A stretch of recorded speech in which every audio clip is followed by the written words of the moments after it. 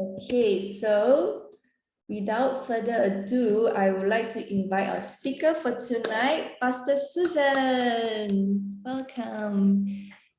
Okay, thank you. Thanks, Michelle. Such a pretty host tonight, new host. Usually I have the host, but tonight, since I'm speaking, thankful for Michelle for hosting tonight. Hi, everyone. Welcome, everyone. So good to see you. When we had started this series on Jesus and daily living, my husband, had asked me what if I would take one of the sessions and what to speak on.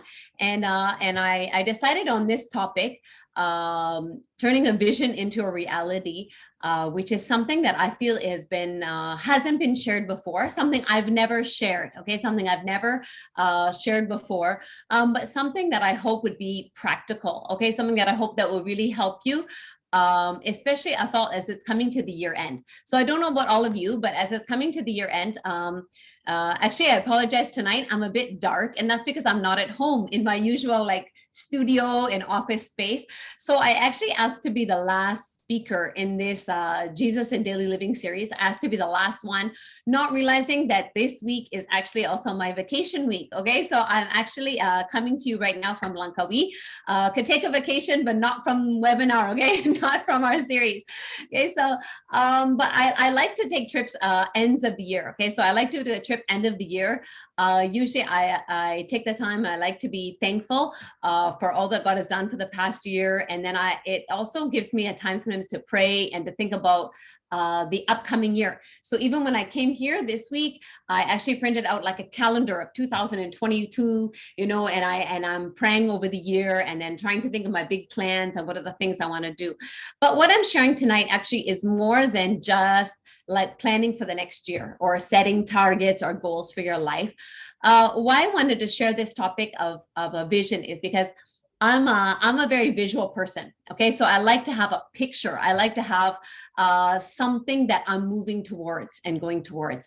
And I don't know about all of you, but I have met people in my life who have many dreams, okay, have many things that they want to do, and they talk about many different things, but they don't seem to actually do them. Okay, and I'm not asking you, don't think too hard about that person, okay, or don't come up with any names, okay, but sometimes we meet people who dream up a lot of things, but they don't actually do them, which is not what we want to do. And sometimes then some others don't really have any dream or any idea what they want for the future. So I think I found it very biblical in the Bible and very helpful to me to have a vision, to have a picture ahead of where we're going with our life. And then actually, hopefully tonight, we'll also discuss some of the steps to get there. Now, I am not by any way an expert on this topic, okay? Actually, I think I wanted to share on this topic because I feel that I've made a lot of mistakes along the way. And so I thought that it's maybe helpful, hopefully, if I share tonight that you don't have to make all the mistakes that I often make. Okay, so I'm just gonna share some of my my slides here with you tonight. Okay, so it's turning vision into a reality is the topic that I chose to speak on tonight. So first of all, maybe you ask, what is a vision? Is it something like people have a different idea of the word vision? So for myself, I say create a vision. It's more like a picture, okay? A picture in your mind of what you want to be. Now, it could be for next year. It could be 5, 10, 20 years down the road. So a vision is something that I believe is like a picture of where we're going. It's like a roadmap. It's like something ahead of you, a destination, a picture in your mind. Now, this can be something that, let's say, it could be like a vision. And there have been times, I've received actually a vision from God. Okay, so it could be like a picture or something, that I've received from God. And sometimes it could be something that maybe it's a dream in your heart. Okay, something you haven't actually seen visually, like with your eyes or spiritually, but just a hope or a desire, an idea of what your calling looks like. Okay, so I want us, the first thing tonight we're going to discuss is creating that vision. Okay, so thinking about where do we want to be? 5 years down the road, 10 years down the road, 20 years down the road. And I always encourage as well, all of my Weebly Bible School students to think about this, to have a vision for their life, to have a picture of what do you want to be? Where do you feel God is calling you? And to have something in front of you to know where you're going. Because I think sometimes if we don't think about it, if we don't put effort into it, if we don't have something that we're praying about or are thinking about, then 5 years down the road, we may not be that much further from where we are now. So when we're creating a vision, but I don't want this to become like a very self-help kind of topic or something that we just think about ourselves. So I'm going to give some kind of guidelines, okay? Guidelines to make this what I believe is a vision that comes from God, okay? This is not a something we just desire for ourselves or out of selfish ambition. Okay, so actually in the Bible, I feel that there's a lot of weight put on vision. So we probably all know this verse, right? From Proverbs in the King James Version, it says, where there is no vision, the people perish. Okay, so it means where people do not have something in front of them, where people do not know where they're going. So we each need like a vision. We need to know where God is leading us. What are we moving on towards? So also put on the translation from the TPT, the Passion Translation. Okay, the Passion Translation says, where there is no clear prophetic vision, people quickly wander astray. Okay, but when you follow the revelation of the word, heaven's bliss fills your soul. So it means that if we don't have a clear vision, if we don't know where we're going with our life, then we can quickly wander astray. If we don't know where God is calling us, if we don't know what we're moving towards, then sometimes we don't know how to align our steps accordingly. Like if you don't know where you want your life to go, then every opportunity that comes could be confusing because you don't know exactly which one you should say yes to and which one you should say no to, because you don't know where you're headed. Okay, so it's the same way as we're following, if you have a destination on a map, right? This morning, my husband and I went for a hike to go to a waterfall. So I knew where the waterfall was. So we chose our step and chose the route depending on the destination we were going towards. So it's pretty easy to choose left or right because we knew our end destination. And so it's the same thing in our life. If we're not sure where God is leading us, then it means every other opportunity or every other person that comes into our life can cause a lot of confusion because we don't know how to align with where we're going. Okay, so this verse has been important to me to always have a vision before me. Now, how do we create a vision and what are some of the things that we can do? Well, how to start creating a vision? First thing I feel is that it has to come from God. Okay? It has to come from Him. So, sorry, I think someone is unmuted. Maybe you can mute. Okay, so it has to come from God. Now, it can come from His Word. Sometimes you can just as I said, a vision doesn't always have to be something that you see, absolutely like a spiritual vision that you receive. It can be a picture. It can be a calling, something that you sense. It can be when you're reading His Word. It could be something that when you're praying, it could be something that, you just feel His leading. You see something taking place and you feel like God is calling you in that direction. So really importantly, it has to come from God. And I think we need to also learn the difference between what is a vision, like something that is in your heart that comes from God, and what is just something you see like with your eyes and that you're like, oh, you're jealous of someone else and what they're doing, or something that you desire out of selfish ambition. So to me, a true vision is not just about us, okay, and what we can do. Oh, we all want to get rich, or we all want to be famous, or we all want to have something like that. But it's something that a true vision is something that comes from God. It's not out of selfish ambition. It's not just about us, but it's something that He is leading us. And I think for me, a lot of times a vision for me, it comes from just something in my heart, just something that I feel is important, something that I want to do. And it comes in that way. Now, second thing is, I say it should line up with your heart and your calling. So if we see, sometimes we can just see someone, right? Or we can just see something they have or something they're doing in their life. And we're, oh, I want to do that.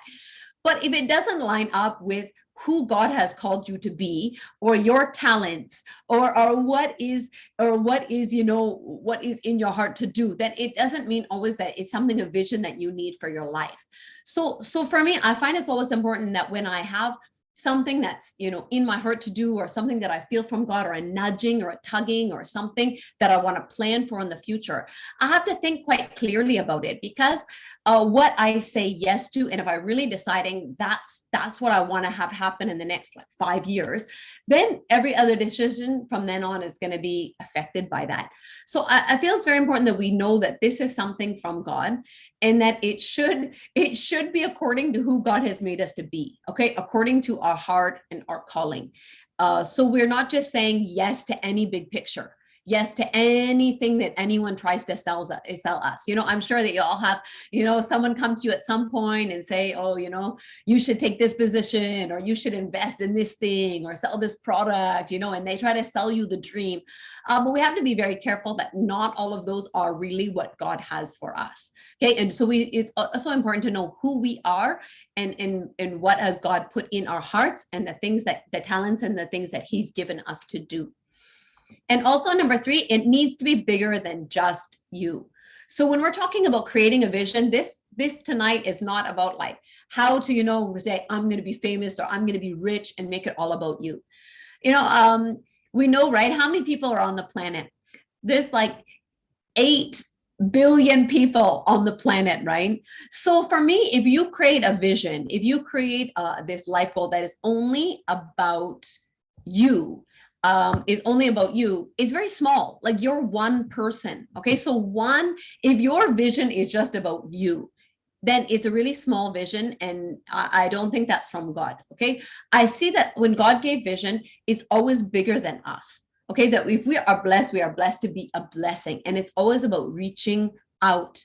And so, of course, we always remember the Great Commission. He gave us to go and reach the nations, or disciple people, and be a part of something bigger. So when we're creating a vision, we should stop and ask, who is this really about? And if it stops at you, or just you and your family, then I think we need to think bigger than that. Okay, when we're creating a vision, it should be something that's big enough that, one, you cannot do it on your own. You would need God's grace. You would need God's provision. You would need, him to be able to accomplish it. Because if it's something you can do on your own, then I don't think that's really a vision. That's just more like a goal. That's just more like something self-related you want to do. So for me, something is a vision, is something, it's bigger. It means that you need God to be able to accomplish it. And it also means that it's bigger in the way that it's more than just about you. It has an impact for many people. So when we're thinking about something, what we'd like to be and what we want to become and where we want to go and what we want to do with our lives, I hope that we're also including God's picture, okay, God's vision for us in that. So how do we start? I just think the best thing is just start by imagining. Of course, we're praying and reading the word, but just start by imagining. Let your mind go there.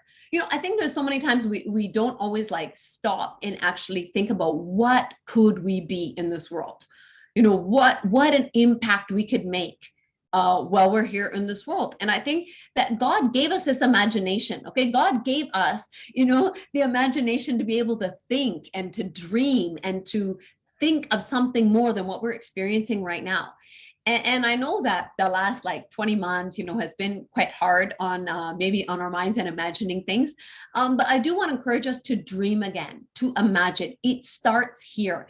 And I think that if we don't start thinking about something, there's no way we're going to pray about it. And then there's no way we're going to act on it. So if we don't start actually imagining and picturing and thinking about what does the future hold and what is God calling me and what is a picture, what do I want to be, then we're probably never going to act on it. Okay, so what we imagine today, I think, is what we can become maybe 5 years, 10 years down the road. But if we never think about it, if we never imagine it and then pray about it and act on it, then maybe it never becomes anything.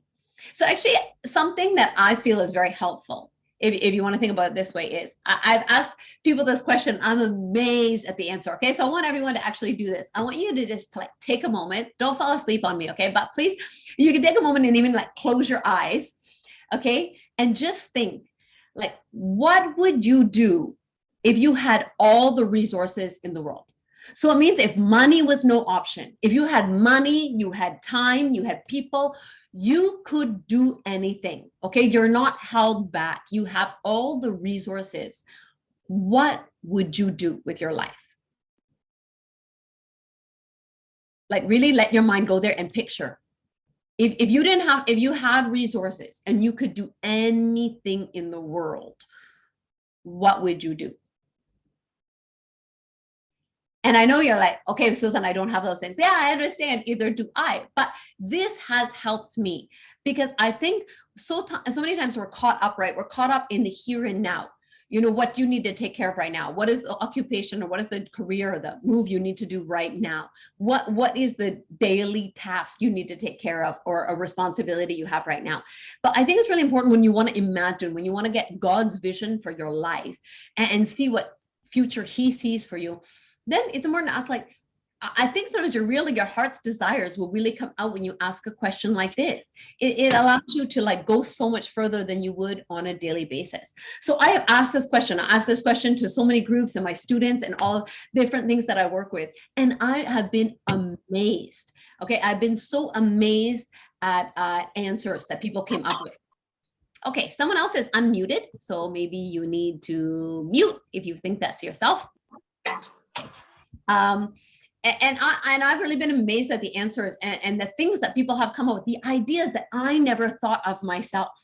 Okay. And so I think that if you didn't get there all the way tonight, then just take another time, take another moment at another time and do think about this.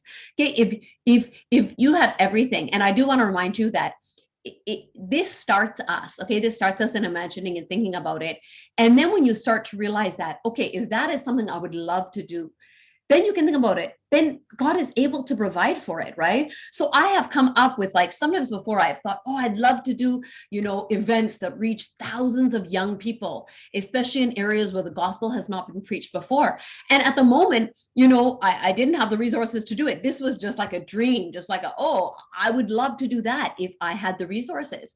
And the more that I thought about it and prayed about it, and I realized that actually that God could supply the resources to do so, right? So there's so many things that I have actually experienced that when I asked this question, it seemed impossible in the moment. But the more you think about it, the more you realize that if it's from God, he will supply the resources to be able to actually do that. So that's the amazing thing. When we're talking about having a vision, it's not about self accomplishment or self-motivation. But the amazing thing is that if it comes from God, he will take care of it and he will actually do it through us. Okay, so the first thing is creating the vision. Okay, let's see. Okay, second thing is, if you have a picture, you have a vision, you have, something before you that you'd like to be, is putting it before you. Okay, so reminding yourself about it, praying about it, making decisions according to that.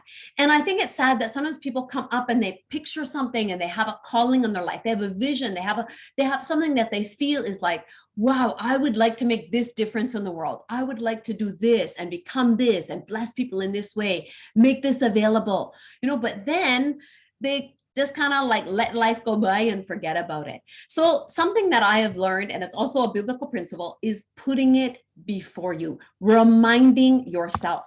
So it's actually written in the Bible in Habakkuk. Actually says, write the vision and make it plain on tablets. Okay. This is like stone tablets. Okay. But you could write it on your tablet, like your iPad or your laptop tablet today. Okay. Or your phone. And so he's saying that he may run who reads it. Now, this is also, if you're going to be a leader and you're wanting to project a vision to others, you need to be able to make it plain, write it down and make it simple enough.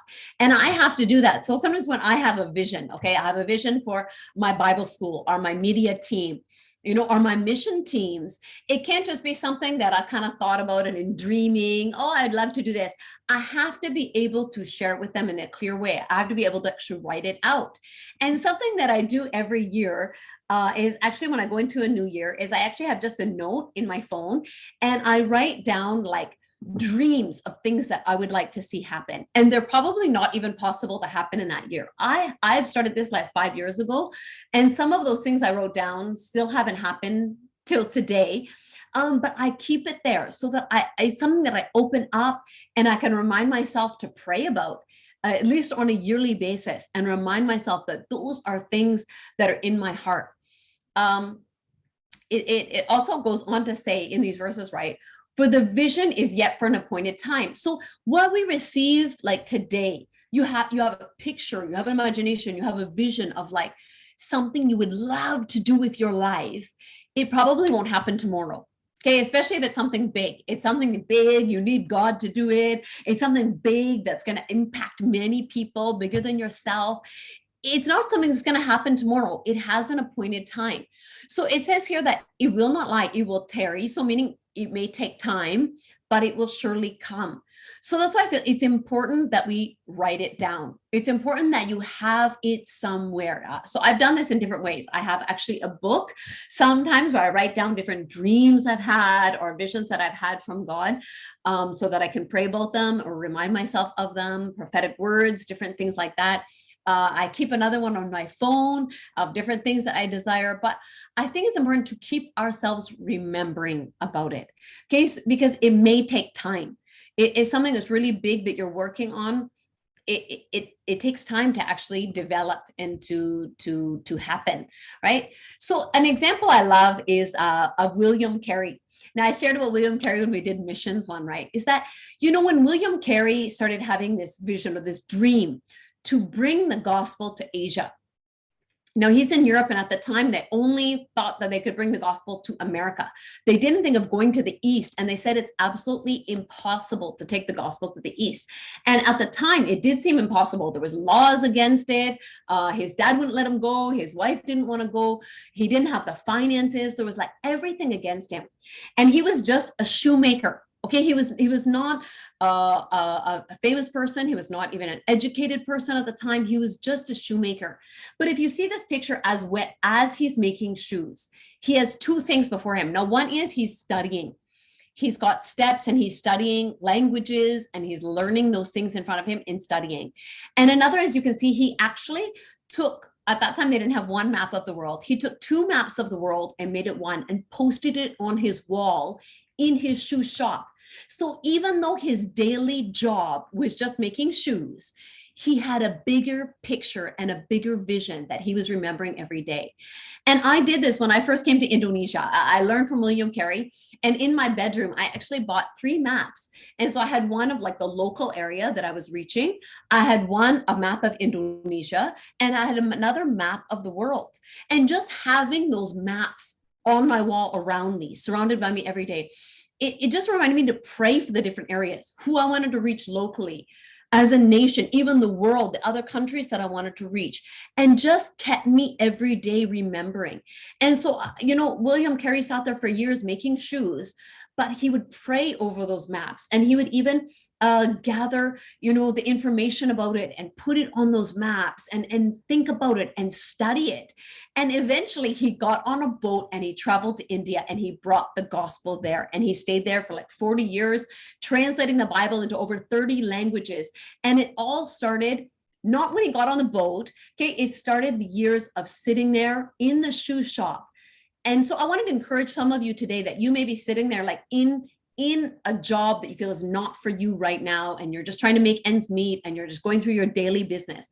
But I learned so much from William Carey that as he was just doing his daily, whatever he's doing, he's taking care of his work, but he had a vision for his life. He had plans. He had a calling on his life, and he put it before him every day. So every day he was praying and dreaming. So you can see him staring out the window like daydreaming, okay? He was doing his work, but at the same time, he was dreaming of the people he would reach one day. And putting that before him every day, eventually he took the steps, and he did go there, and he did take care of it. So that has been a great reminder to me. So first was creating the vision. Okay, so imagining, allowing God to use your mind to go further than where you are today, hearing from him. Second thing is, when you've heard from him, you have a picture, you have a goal in front of you, is to actually write it down or to put it somewhere in front of you. Sometimes I put like notes on the mirror, or you can put it somewhere where you can pray over it and remind yourself. And the third thing is actually taking one step at a time. So this is where I've made a lot of mistakes. Okay, I made a lot of mistakes in this because I'm a procrastinator. So I love to dream. I'm a visionary. I love to dream. I love to think about what could God do? What change can I make in this world? And then I don't do anything about it. Okay, so which is really obnoxious to my husband. Okay, but I talk about it and I pray about it, but then I don't actually take the step. And this is something I've discovered, and this is where I want to help you all. That so many times I say I don't know how to do it. I don't know how to get there. And maybe that's true. I don't know all the steps of how to get there. But what I've discovered is I usually know the first step. I usually know, like the first step is usually, for example, like asking someone who has done similar. Okay, maybe looking up the information of what is necessary, writing an email, making a phone call, and God is so helpful in these areas. So for example, like I remember I was in Canada quite a few years ago, right? And I was preaching at an event, and before I got to preach during the worship time, the local pastor actually stood up at this youth camp, and he said to all of them, like, take a moment right now and ask God what's next. And just feel that direction in your heart. So I did it, even though I was preparing to speak. I sat down and I also said to God, okay, like, what's next? And I felt God so clearly, like in my heart, I hear the words TV and media. And I was like, I have no idea. Like at that moment, I felt like TV, have a TV show. I had no idea in the world how to have a TV show. So I said to God, I said this, I have no idea, but I want to do that. So I said, if you will give me the opportunity, and you will give me a step, then I will take it. And I went up and I preached the message. I preached the time and ministered in that youth camp. And when the evening finished, I opened up my phone, and I kid you not, I had just gotten an email from one of the churches in Jakarta that had a TV show. And in the email, they actually asked me and said, like, Susan, you're coming to preach here next month. Would you record 10 TV shows while you're here? And I was like, what? So that was my first step in, okay? God gave me the first step, recording TV shows. But this is where I need to be honest with you all. I recorded the TV shows for them, and then I didn't do anything else about it for like 2 years. And I knew the next step was this simple. I already was recording for someone who has a TV show. All I probably needed to do, the next step, is ask them for the contact number of the TV channel, right? And I could have done that like immediately that week, but I got to be honest with you. Okay, this is where I've messed up a lot. I just said, I don't know how to do it. I don't know how to do it. I'm not ready. And I didn't just take the next step. So it took me about 2 years. And then finally, I did take the next step. I just got the contact. I called them up and asked, what would it take to have a TV show? Then they gave me the list. You need to record a show as an example. Okay, so you go to your next step, next step, next step. So I want to encourage you that you just take one step at a time. And there is like a zillion Bible verses about this. Okay, about walking with Jesus, about taking one step at a time. He doesn't always show you everything. And I think that's by his grace. Like how I'm a missionary in Asia today, okay, and all the things that I've done is he didn't show me all at once 18 years ago. Okay, he really just gave me one step at a time. And there was a verse that I really love, this verse in Psalms that says, righteousness goes before him and prepares the way for his steps. And I love that Jesus goes before us and prepares our way and prepares the steps, not just the way. Okay, and there's so many verses. I tell you, I shared you verses about like the way and God deciding and preparing your steps and running your race and all that about movement and following him. There's like a zillion verses in the Bible. Okay, but what I think is important to realize is that sometimes we think it's like the whole road, like it's like from point A to point B, you're done. But we don't realize is that most of the things that I've experienced is that it's a lot of little steps. And you may not know how to do everything. Like I didn't know how to do a TV show, but I just took one step at a time. And you know that this week, I just aired my 200th episode of my TV program. Okay, 200 episodes just happened today. That was something that when God spoke that word to me, it seemed so impossible to have 200 episodes on air. But today it happened. And how it happened is actually this, okay? taking one step at a time. Okay, so finding someone who had it, calling up the station, writing an email, recording a sample show, sending it in, fixing what they asked for, learning about how to do things, hiring someone, one step at a time. Okay, one step at a time.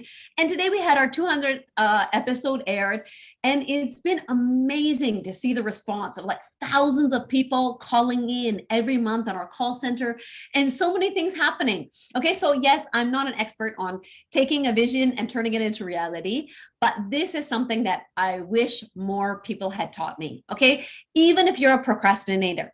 And someone taught me this really important tip many years ago. They said that even if you just take like one small thing that only takes like 5 minutes that you do each day, that moves you closer towards the big things you want to do in life. Like our days are so busy with doing so many things, right? So it's important to make it manageable. Like, what is that one email? What is that one conversation you can have?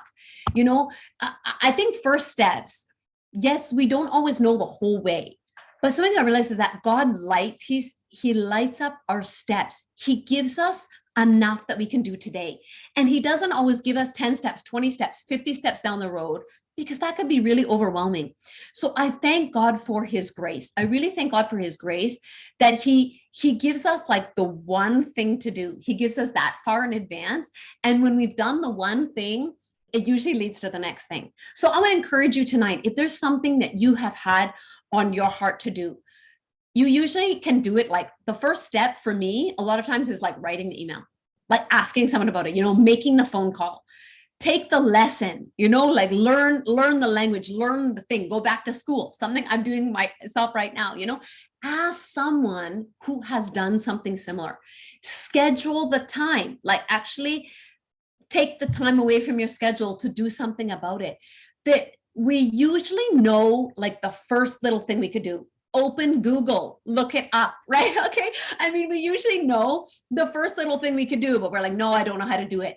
So I found that God leads us in steps, one step at a time. So I encourage you tonight, don't be like me. Don't become a procrastinator. Okay. Just take the step, because I've been so amazed when I take the step that God's grace and favor is so amazing.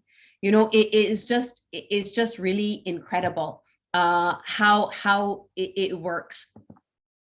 And then my tip is, when you've taken the first step, is then keep taking steps. Okay, so just keep walking with him. I put here that visions can be born in a second, but may take a lifetime to fulfill. You can have a great picture of something that's, wow, I would love to do that.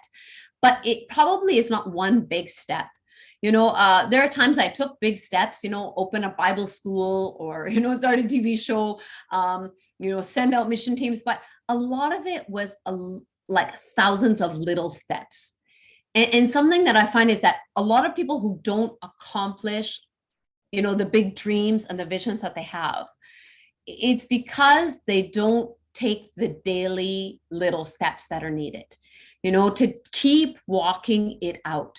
So many people have a big dream and a big vision, and they see it and they get excited for like a week or two, and then it's gone. Okay. And then they don't do anything about it. So I think it's really important, take the first step, and wherever God is leading you, wherever you see the next step, then you just keep taking steps. And slowly but surely things happen. I actually received like a vision from God one time during a prayer day I had with my students, and I saw a new building that he had for us. And at the time, we were in this really small, like really skinny little building that we could not fit in, and it was really not great for doing classes and everything. And even we borrowed it from a church. It was the Sunday school room. So this Bible school classroom was like painted fluorescent green and pink with flowers on the wall. Okay, really did not look like a Bible school. But we used it as long as we could. And when we were having a prayer day there one day, I received a vision from God for a real building, a real site for us to develop, and then bigger to allow more students to come. And so what I did is that, because I received that vision from God and I believed it was from him, I took steps of going around the city looking for that building. So I felt like, if God has a building for me, I want to find it.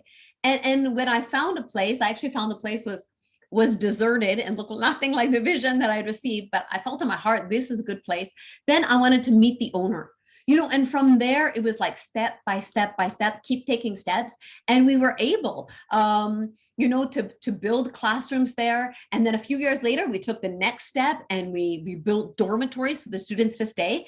And right now we are working on completing a hall to fit up to 200 students, okay, which is something we had previously could only fit 50. So we've been working and it just keeps going on and on and on. So I found it's very important to keep moving. Okay, just keep moving and do what you can do each day.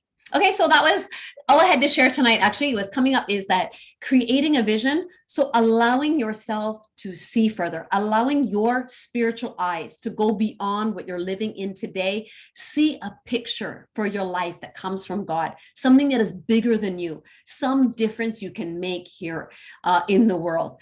See that vision. Secondly is write it down, remember it, put it somewhere before you where you can pray about it and it can kind of like direct where your life is going. And third is to start taking the small steps. Start taking the first step and then just keep taking what a lot of times is little steps. And then doing that, eventually, I think it will turn from a vision into reality. All right, that's all I have actually for sharing tonight. Right now, I will pass it back to Michelle and then see if you have any questions for me. All right, thank you so much, Pastor Susan. So, yep, now comes the fun time. Any Q&A, any questions? It's quiet time now. Okay, you can all type them in the chat. My husband, who's sitting in the same room with me, so he's not online, said how to deal with disappointment when it doesn't turn out, which is a really good question, and something that I think we all face. I have faced so many times, things not turning out. So I think we need to be prepared for that. Is that things don't always turn out exactly so perfectly as we think they will. And I think it's really important to know that when it comes from God, is to know that if it doesn't turn out, then it's okay, like it's up to him, And so I think that that's what I've discovered is that when I'm really disappointed, I feel like I failed big time. And it's really important. That's why we know who we are in his grace and realize that if it's because of us, there's times I didn't take the move and I should have, I was too scared or I held back and things didn't turn out, then to realize we can always fall back on his grace. And then also to realize that if it didn't happen, or things, there's always trouble along the way. It's never perfect. And if we look at the Bible, when God gave visions or when he called people to do great things, it wasn't like upward all the way. Okay, that's just not how life is. That's not how the world is. There's usually a lot of big dips. And you can look at someone like Joseph, right? He received the vision and then it went from like good to worse to the very worst. And he went to prison. I mean, he went to the lowest you can go and as a slave and all these things. So it went to like huge dips, but he kept just declaring like that vision and that God's goodness was with him and that God was with him. And in the end, his vision really did become a reality. I mean, it really did come true. So we need to keep reminding ourselves of that sometimes those disappointments are not the last word. Okay, if it came from God, he has the last word. And sometimes even those disappointments, I feel that there's times that God helped shape my life and help mold me and prepare me through those disappointments. So anything that I experienced today, okay, anything that has become a reality in my life, like I'm so blessed to lead the ministries that I do, have a TV show, have a Bible school, have all these mission teams and have the life that I do is really by his grace and really him doing it. So when you hit disappointments, I think it's always really important to fall back on him. And remember that disappointment does not have the last word. Okay, that's great. Any more questions? If you're shy, you can just, send me a private message and I won't reveal your name. Anyone else?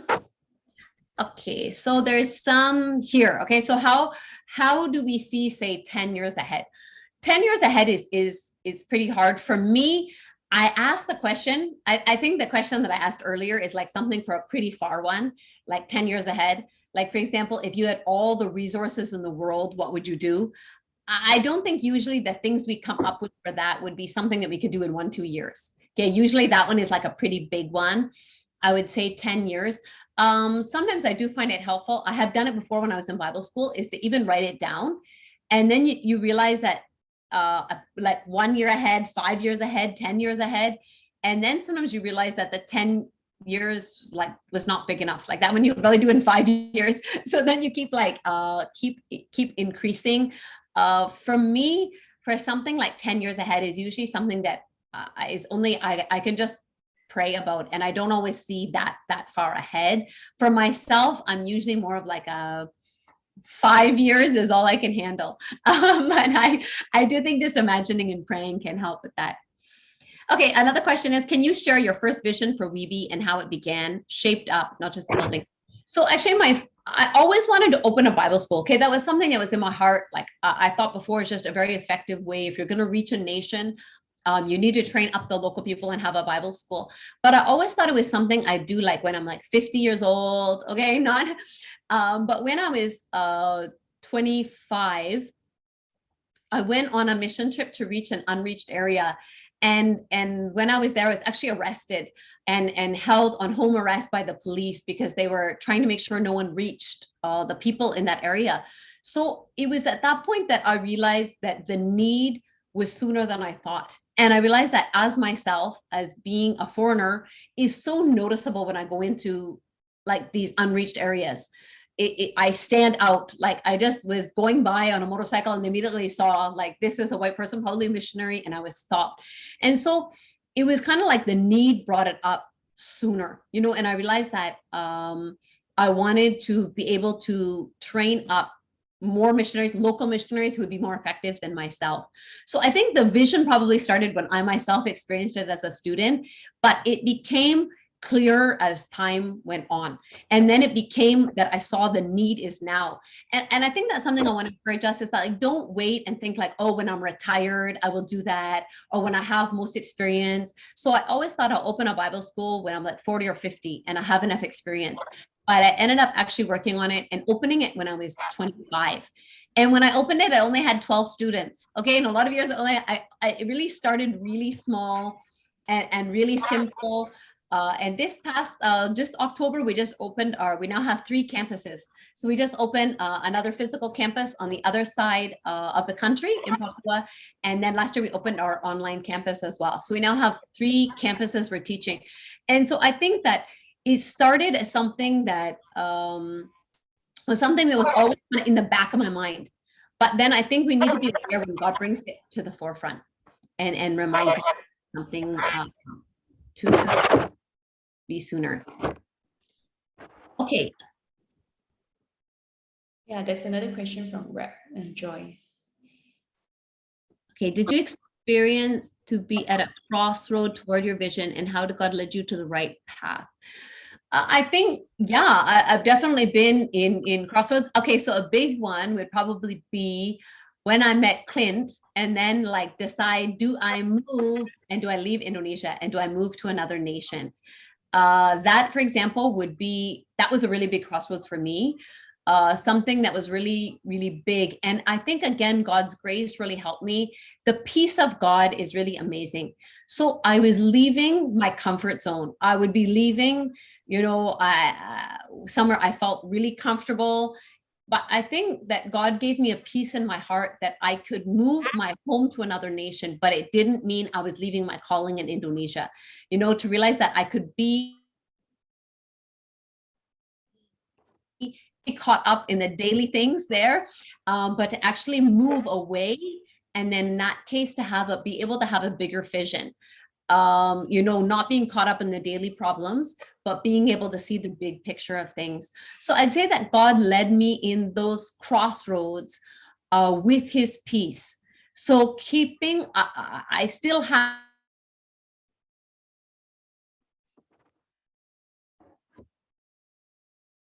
had my vision, realized that I had the peace, at least short term. So I told Clint at the time, I will come to Malaysia like short term, like for a few months and test it out. But he read that coming for a few months as like I was willing to move here, and so he proposed. So he proposed to me. But I had peace through it all. It was not easy, and sometimes it takes hard decisions. But I think it's really important when we come to Crossroads is not just following emotionally or logically, but following the peace of God. Okay, we have another question from Grace. How do you manage distractions? I'm really bad at this. Okay, so I'm really not the best person to answer this because I get so distracted every day. I'm kind of like here, there, everywhere.